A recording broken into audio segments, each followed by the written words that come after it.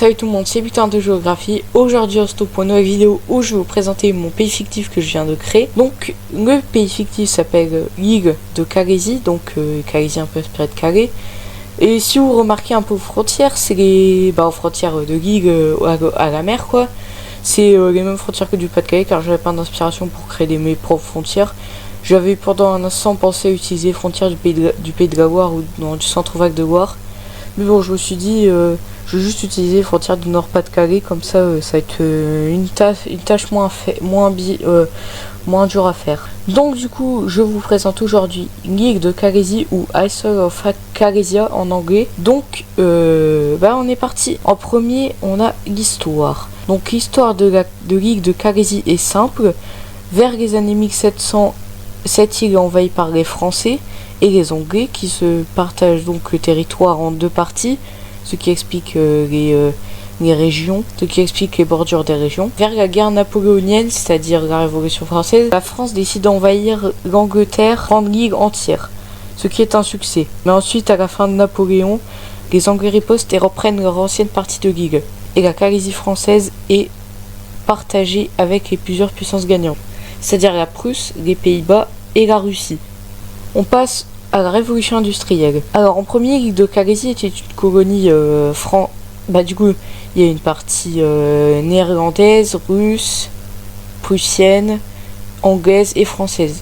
Actuellement, les parties ont été redonnées à la France, les parties qui étaient conquises par les autres puissances ont été redonnées à la France. Pour l'instant, les deux colonies se portent bien dans la révolution industrielle et ne se feront plus la guerre, ils sont totalement devenus des alliés. Ensuite, on passe aux guerres mondiales.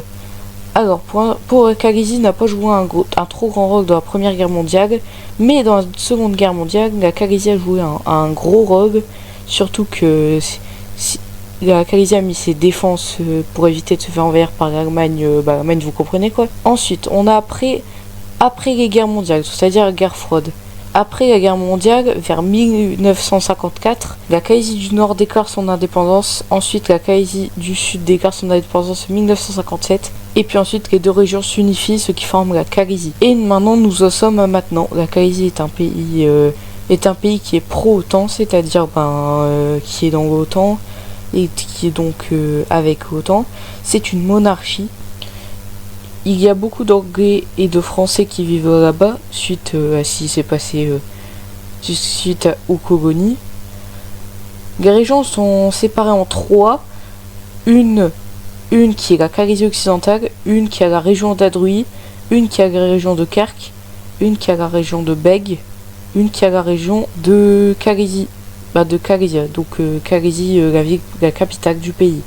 Et ensuite, je vous partage un peu les drapeaux et les cartes de la Calaisie. Donc en premier, voici la carte principale de la Calaisie. C'est la carte où se trouve l'île exactement. Donc c'est entre l'Angleterre et la France. Plutôt les Pays-Bas, je vais dire. Ensuite, on a les drapeaux. Donc on a le drapeau principal de la Calaisie.